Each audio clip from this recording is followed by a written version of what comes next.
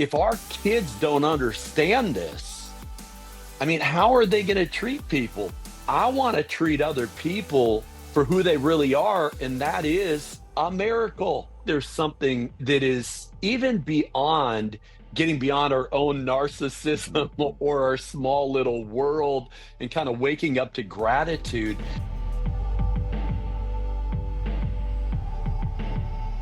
I have to start with this question because it's new, this phase, grandpa life. Are you like, you're like 9, 10 months into grandpa life. Is that about right? Yeah, that's about right. And we're loving it. My Mondays are our Sabbath. Yeah. So, Lolly and Pops, Grandpa and Grandma, we get 6 hours with our grandson, and we are loving it. It's like living life all over again. And so we're loving every minute of it. It's a new hat. I have to ask, you said Lolly and Pops. So your wife is Yeah. Lolly and your Yep. Pops, Yeah, put it Lollipops. together. Yeah, it's kind of fun. I mean, we have to see what comes out of Sure. his mouth when he says our names, but that's our leaning. So yeah, Amazing, amazing. Well, it's been a couple years since we had you on for a conversation with DadAwesome. Now we've had our paths have crossed over multiple century bike rides with Fathers for the Fatherless, a couple hosted events for fatherhood ministry leaders. So I feel like I've, chatted with you a lot, but not to share on the podcast. So thanks for coming round three. I think technically this is round three. I can't even quite remember, but the excuse today is the launch 1 month ago today. You launched A Million Little Miracles, this book that is power packed with dad principles, and it threads actually. I mean, even our mission at DadAwesome of activating dads to lead with wonder. Like you've given a gift that any dad can kind of explosive like connection, heart connection, and like wide-eyed storytelling and aha moments with our kids. But we're going to thread back into the book in a moment. But I wanted to start with saying thank you. And here's why I wanted to say thank you, Mark.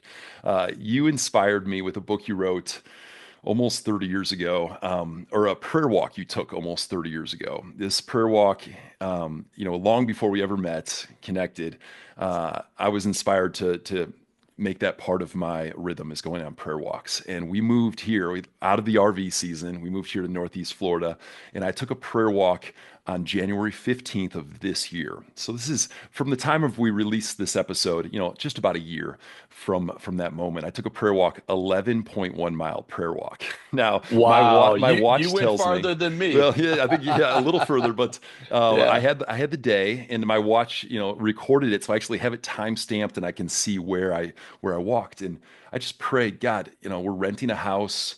We've been on the road a long time. Is this the place you have for our family? And I spent a long time walking and praying. Well, just last month, we locked in and are closing on a purchase of a home that's, as I looked at the prayer route, I'm finding that exactly 51 weeks from that prayer route is when we're closing on this house that is Wow. on the prayer walk and is Oh, truly a gift from God. Like we didn't go out with a realtor, we waited and this house came to us. And it's yes. so I think forever my girls, my family will know that dad walking and praying led to this miracle that Mm. is now a house we can use for it's going to be home base for DadAwesome, but also hosting and the girls. And I've even said I could see them getting married in this backyard of this house. Like Come it's more than on. we could have asked or imagined. So I wanted to say thank you because without knowing Wow. you, I read and was inspired and started a rhythm and habit. And we're going to talk about some of the people that you have read that have caused just new focuses, new priorities in your life. And we're going to kind of unpack a few of those people, those mentors to you. But I wanted to say thank you to you. These are the specific books: Draw the Circle, Circle Maker, Lion Chaser, and Praying Circles Around the Lives of Your Children. Those are the four books that really Mm. did anchor some like, this is who I am now as a dad. This is how I show up Wow. as a husband. So Wow. thank you. Man. Well, Jeff, that's pretty fun. And I'll just, I'm having this mental picture because one of the bike centuries that the first one I did with you, I started cramping up around mile 92. I remember And that. you remember you drafted me up that last hill and help me hit that century mark, that 100-mile mark. I think it's significant that the last verse of the Old Testament is about God turning the hearts of the fathers to the children. I think there are lots of ways to do that. I think one of them is discipling your kids. I think it's loving your family well. But I think another way of doing that, come on, is biking 100 miles for a cause. Whatever you do, do it unto the glory of God.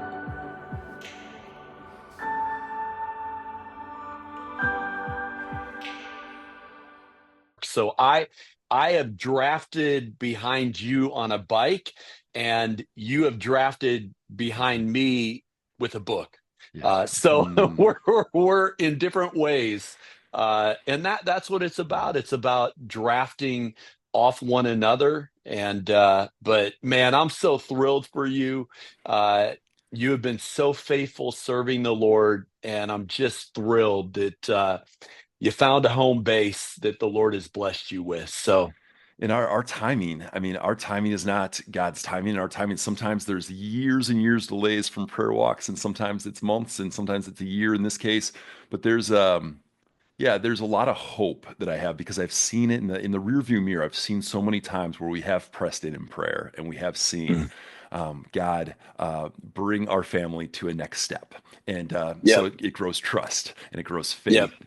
And I'm just gonna just quick side note: the Lion Chasers Manifesto. I'm not gonna read it today because we've shared this on previous conversations, but it's just the easiest. You Google Lion Chasers Manifesto. You don't have to even buy the book. You can read and be challenged by. I texted it to a friend this morning. I texted that little Wow. screenshot, and but Come that on. the book Lion Chaser is the posture of us as dads. I want to be leaning in versus leaning Mm, back, and I want to be, yes. I want to be an all-in kind of dad that raises Yep. girls who are leaders who believe they can do. They can step in the size of their dreams, not the size of what they've seen, they think is possible in the short term. So I thought we'd start here, though. A quote. Gordon McKenzie, I think, is the author, did a study on the inner artist and studied a bunch of kids and their drawings. And this is the quote that came from this study. And that basically, this is where it lands: is the pressure to be normal. And I'm thinking about your grandson. I'm thinking about my daughters, all the other kids represented. But the quote is: genius is an innocent casualty in society's efforts to train children away from natural born foolishness. Okay. So you could take that all different directions, but I'd love to hear you. What is that kind of, what rises up in your heart with that quote? Yeah. Well, we better differentiate between childishness and childlikeness. Yes. And so, the writer of Hebrews said, come on, grow up. You're still drinking milk. It's time for Yeah. solid food. So there are a lot of people that have been following Jesus for 25 years, but they don't have 25 years of experience. They have 1 year of experience repeated 25 times. That's childishness.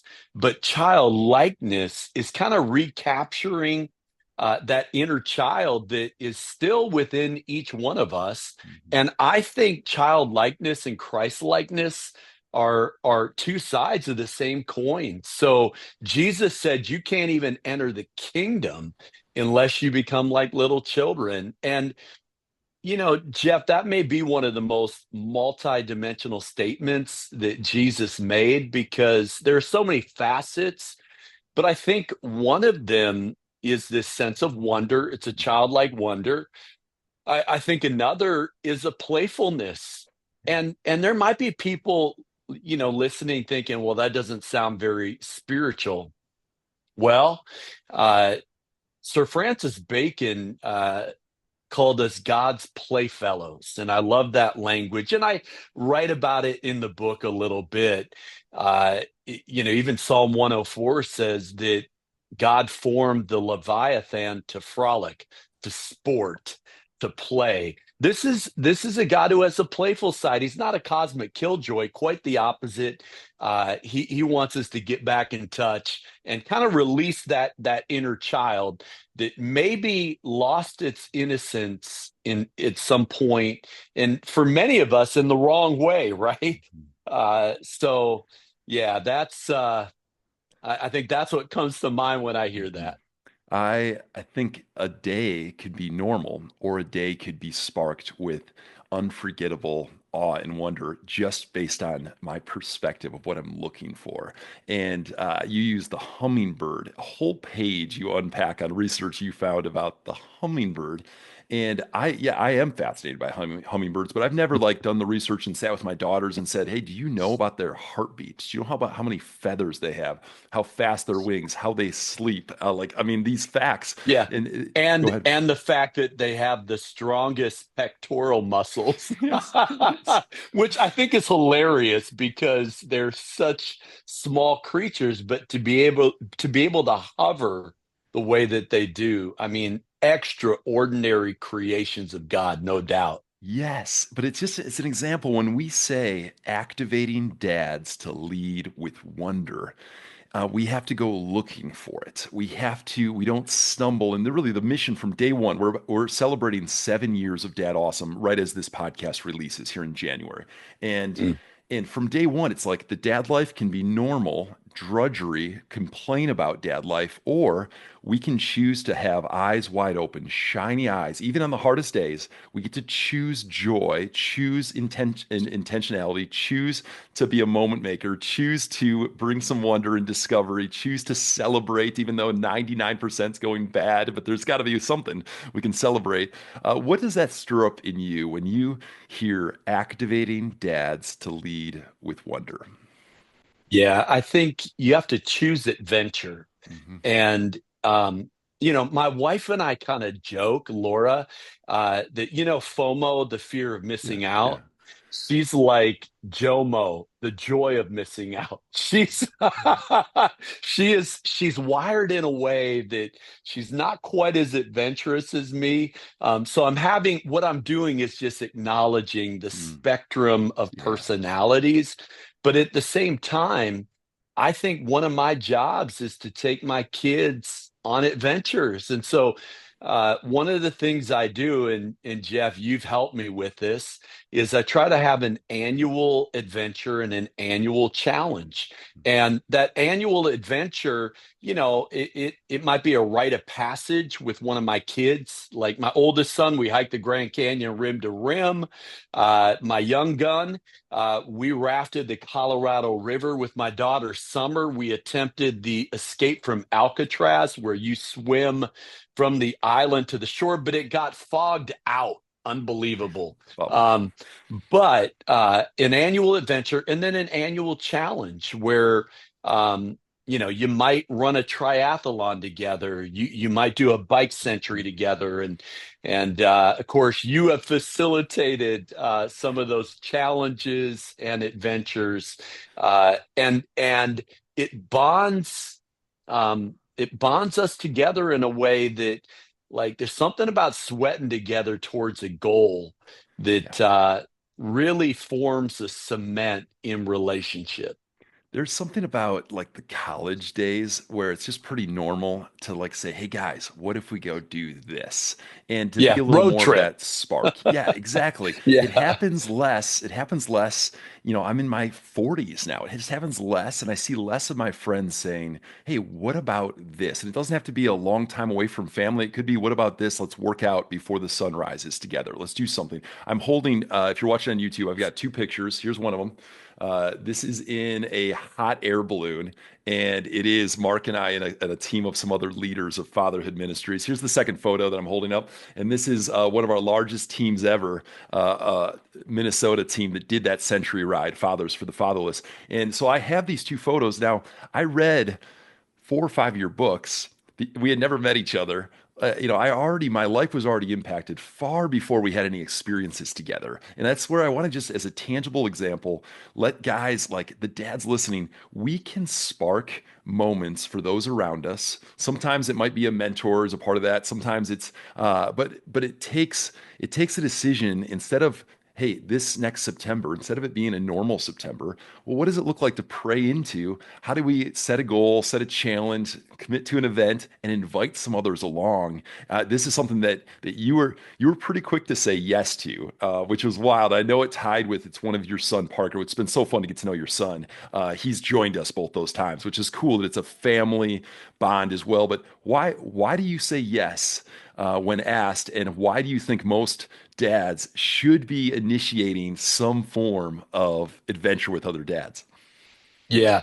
Well, I think you have to be a student of your children and discover what they love and then learn to love what they love.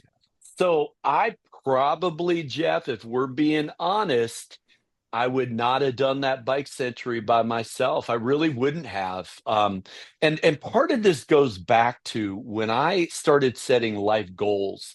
I realized that the first list was pretty selfish. Mm. That there were more getting goals than giving goals, and so I kind of flipped those financial goals.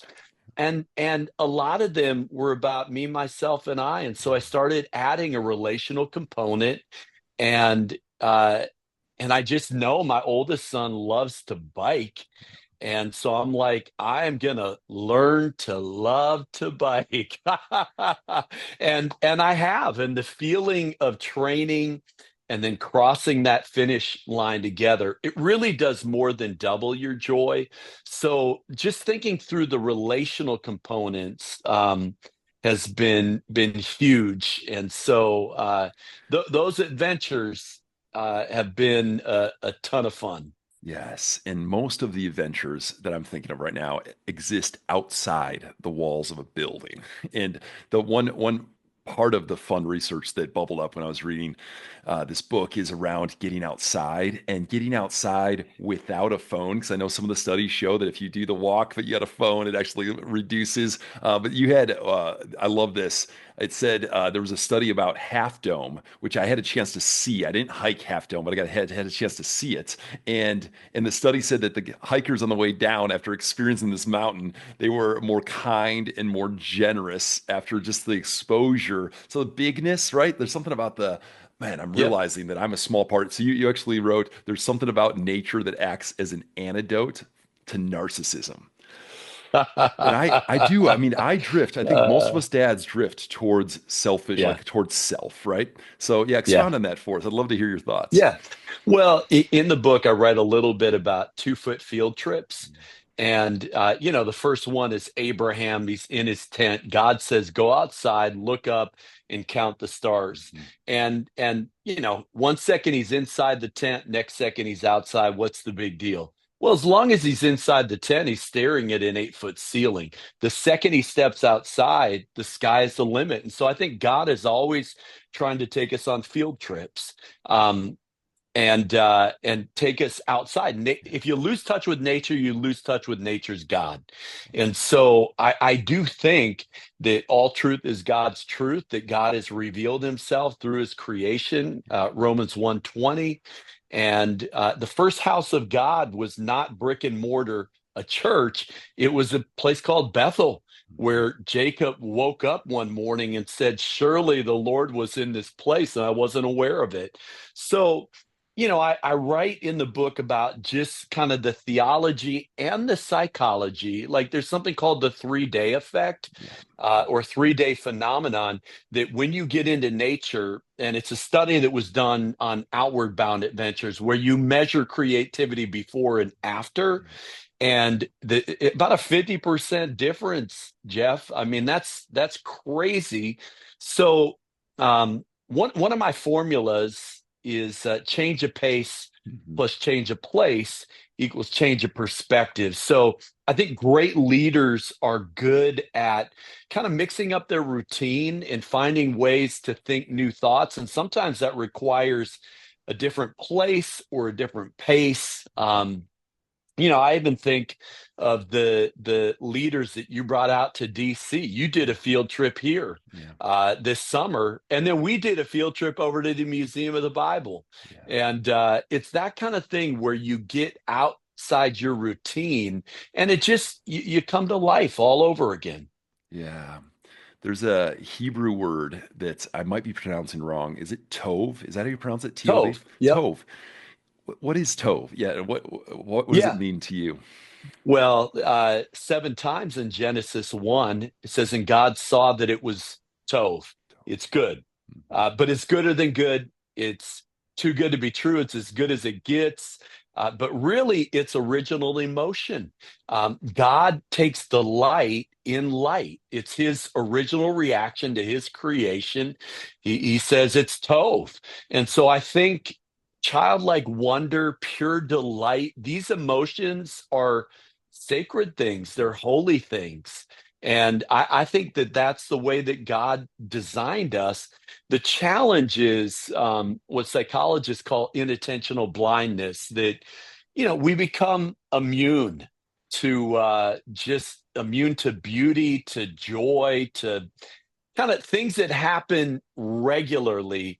We lose track of it. In fact, can we do a little thought experiment? Let's do it. Okay. So right now, people may say it's an ordinary day. There are no ordinary days. I don't believe in ordinary. We're on a planet that's spinning at 1,000 miles an hour, that's speeding through space at 67,000 miles per hour. So even on a day we didn't get much done, we did travel 1.6 million miles through space. Now, my question is, when was the last time you thanked God for keeping us in orbit? And the answer is, like, never. Yeah. Like, we don't pray that way. Why? Because we take constants for granted. And a guy named G.K. Chesterton said, we should marvel at the permanent thing, not the exception. We should be startled by the sun, not the eclipse. So it's this idea of kind of waking up to the wonder of everyday life. And so, Jeff, there are no ordinary days. There are no ordinary people. There are no ordinary things. Einstein said only two ways to live your life. One is as if nothing is a miracle, and the other is as if everything is. So, A Million Little Miracles is really about waking up to those miracles that are all around us all the time. Yes, and I want to play a little game around wake up moments, like shock the system, basically. And these are just examples. We'll ping pong, and I'll throw some out. You can throw some out. But how do we shock the system into alertness and curiosity? So I could walk out this door and grab a garden hose and just drench myself with cold ground, like well water. And that's not normal. That's not a normal thing I do at 2:30 in the afternoon. But that's an example of like it could cause a shock to the system. Go ahead and throw it out. Any examples of ways to shock the system? Yeah, I think instead of driving wherever you're going, walk there or bike there, and that different mode of transportation will kind of mess with your mind a little bit and mix things up. Yes. Here's another one. Just breathe in, breathe out. There's something powerful I've learned about these breath prayers and the breath of God, and that we've been gifted the breath of God. And if I do 10 deep breaths and 10 exhales and pray the same thing, or just pray like gratitude, God, thank you for this. Almighty Yeah. God, thank you for this. If I do 10 breaths, that shocks my system into Yep. gratitude. Let's go one Yep. more each. You got another one? Well, I think gratitude journal, where you're just looking for things to be grateful for and you write them down. The act of writing them down reinforces what you're grateful for. So your focus determines your reality. If you're looking for something to complain about, you'll always find it. If you're looking for something to be grateful for, you'll always find it. Yes, and then another one. So I've been using Chat GPT to learn facts about things. So I could walk out the door with one of my daughters, and the first insect, animal, whatever that we find, let's learn about it together. And it's just such an easy way to like, let's learn together. I don't know, you don't know. Let's learn together about this thing. So yeah, it's just fun. And that takes me into the wonder switch. And I think about the DadAwesome dashboard and how do we help dads create like a little bit of awareness? How am I doing? And steadiness of like, I can just change a few things and actually increase the amount that I move from dad average to dad awesome, or from dad annoyed to dad amazing. Like there's a scale, and we never are fixed. We're always bouncing between, right? What would you add around a way to use the wonder switch to say with intentionality, I'm going to like switch on more wonder? Yeah, I mean, it might be just instead of you planning and prescribing a day off or a day with your child, let them let them dictate where you go and what you do. Let them call the shots. Just kind of reverse mentoring, so to speak, and and just see what that does. Yeah. And I will say this, different people, the wonder switch flips on in different ways. Yeah. So, it could be nature for some, it could be music for others, it could be an art museum Mhm. for some people. Some people would fall asleep in an art museum. They need to go to the stadium and get the adrenaline rush of, watching 11 guys on both sides of the line of scrimmage run full speed into each other. So whatever that is, you have to figure out the way that you're wired, and be intentional. Here's a question to ask: when in the last year did you feel most alive, Mm. most present, most alert? What would be the day? What would be the place? What would be the moment that, man, that was a day when time stood still? And you have to kind of do an audit. Like, Mhm. even now, I would have to kind of search my memory and think about, okay, what were those moments? And you can't recreate them exactly, but I think with intentionality, so much of it is just a willingness to do anything other than the path of least resistance. Yes. Um, walking into your office when you guided, the group of us, we got to come and just have a tour of the property your church has there in Washington, D.C. We walked into the office and there's these four pictures hanging next to your desk. And you already brought up Albert Einstein. So he's one of them. These are people who have impacted you through their writing and through their lives. Um, that's shaped who you are today. Like I mentioned earlier, you're one of those people for me, Mark, and I'm so grateful. But could you take one at a time? We'll start with Albert Einstein. What pops out? Like why him? And then what's a dad principle? Anything that you could be like, yep, do this as a dad. I learned it from him. Yep. It's I call it my personal Mount Rushmore because Mhm. it's four Yeah. pictures. So Albert Einstein, page 755 of a biography that I read when I was 21, he said, never lose a holy curiosity. And so I want to cultivate that in my kids. So tip of the hat to Albert Einstein. Then George Washington Carver, one of the greatest chemists, agronomists. He's known for 300 different uses of the peanut, but he saved the economy of the South through crop rotation. But it was Carver who, his life verse was Job 12. It says, "Speak to the earth and it will teach you." So he would get up at 4 a.m. and take prayer walks through the woods, and that was his classroom. So Carver is just the man, the myth, the legend. Yeah. And then John Muir Yeah. is he really interesting. He believed in baptism by water, baptism by fire. He had the New Testament memorized, but he also believed in baptism by nature. And he said that his mission was to save the soul from total surrender to materialism. Like he just saw, even 100 years ago, like we tend to live in these very insulated environments, and something is lost in the process. And then finally, uh, Teddy Roosevelt, Yeah. who, man, the picture I have is him riding a moose, which is pretty funny. But here's what I would say, just as a father, Teddy Roosevelt would keep heads of state waiting to play hide and seek with his kids in the West Wing. Yes. So Yes. this is someone that he never really grew up. He always had this kind of childlike, playful demeanor to him, and I think, that's one key for sure to being a great dad. I'm going to include in the show notes, we won't talk about them now, but a recommended book on the life of each of them. I've listened to some podcast series, but I actually haven't read deeply about any of those four. And so I'm going to take it as a challenge myself to jump in and read at least on one.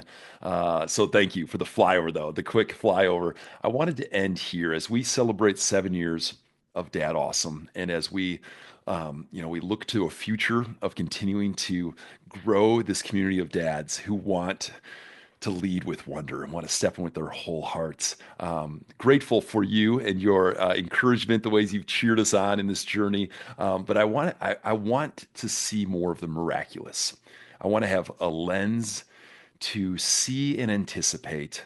Today, I'm going to be a part of miracles, and I want to help my kids know that God is doing miracles in every breath, in every moment. I use the phrase with my daughters all the time, I love you to the moon and back. And they'll say, well, I love you to the moon and back. And they'll give me like the two-handed, I love you. And we talk Yeah. about, well, I love you to the moon and back times Google. They know that's a really big number, right? Yeah. But some of what you have sparked in this book is the bigness and the even the Greek word miracle, right? And miracle And wonder. Yeah. and wonder, same word.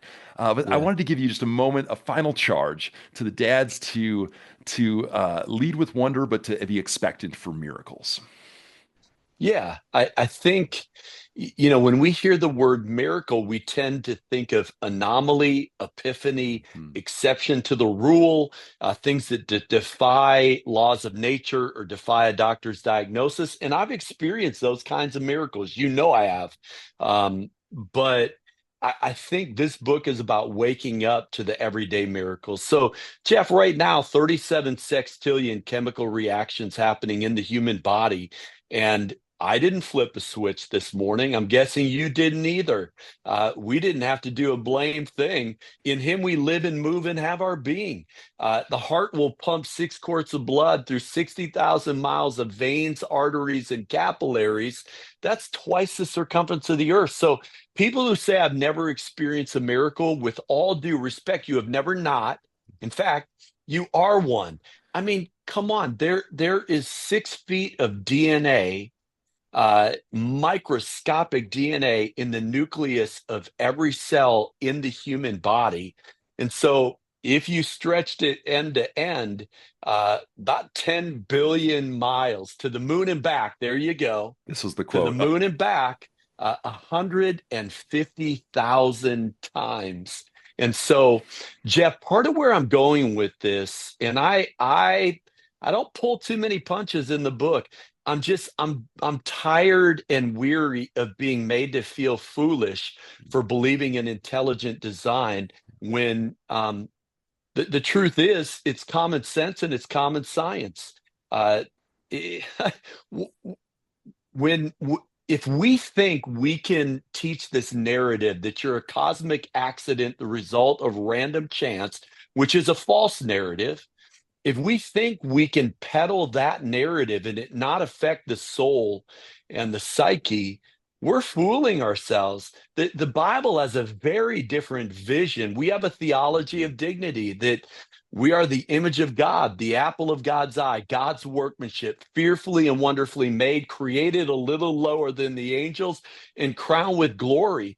And if our kids don't understand this, I mean, how are they going to treat people? I want to treat other people for who they really are, and that is a miracle. So I think there's something that is even beyond getting beyond our own narcissism Mhm. or our small little world and kind of waking up to gratitude. It's a larger cultural issue that you cannot take God out of the equation and not experience all of the side effects that come with that. And Yeah. so I hope and pray Hmm. that the book wakes people back up to a million little miracles. And it's not a children's book, but it's written for dads in these bite-sized sections that truly we could read a page and a half, a little section, and have plenty of conversation points to show. In fact, Pippi Longstockings, the great philosopher, Pippi Longstockings, talks about being thing finders. Be thing finders. And you've inspired this. I've seen it in various rooms where I've been with you, that you pulled out your notebook and start writing down when something's shared that I missed. I missed it. And I see you gathering this whole, really the curiosity that Albert Einstein inspired in you. So one more time, I wanted to say thank you and just invite you, Mark, would you pray over all of us dads as we close? Yeah, absolutely. Lord, thank you for every dad listening. God, I pray the joy of the Lord, let it be our strength. I pray the peace that passes understanding, that it would guard our hearts and our minds. Lord, I know as a dad, I beat myself up way too often for mistakes made, things I said or didn't say. And I know that there aren't any perfect parents, but thank you that there is a heavenly Father who compensates for us, who makes up that difference, and who is a good father who gives good gifts to his children, whose gospel is good, who works all things together for good, whose will is good, pleasing, and perfect. So, Lord, we fix our eyes on Jesus, the author and perfecter of our faith. We give you praise today. Just encourage dads in their guts, just to keep on keeping on, to do our best, to love our wives, to love our children. In Jesus' name, amen.